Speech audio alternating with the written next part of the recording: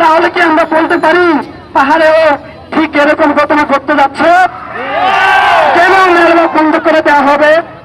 আমি সেই অন্তর্বর্তীকালীন সরকারের মাননীয়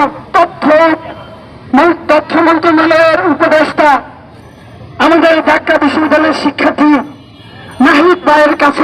নাহিদ ইসলাম ভাইয়ের কাছে জবাব চাই, আপনি কেন পার্বত্য চট্টগ্রামে এই সংগ্রামের সময়ে কেন মেরামত বন্ধ করে দেওয়া হলো? এর তদন্ত আগামী 24 ঘন্টার মধ্যে আপনি দিতে হবে। আরো স্পষ্ট করে বলতে চাই, আমাদের পাহাড়ে যখন এই হত্যাকাণ্ড ঘটানো হয় তখন নিউজ মিডিয়ার একটা সংবাদ প্রচারণা করেছে দুই পক্ষের মধ্যে সংঘর্ষ। এরকম ঘটনার একটা নিউজকে আমরা যারা প্রতিবার জানাই, তীব্র নিন্দা জ্ঞাপন করি এরকম সংবাদ মাধ্যমকে।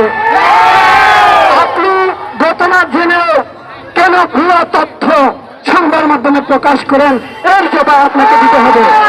সেখানে বলা হয় দুই পক্ষের মধ্যে নাকি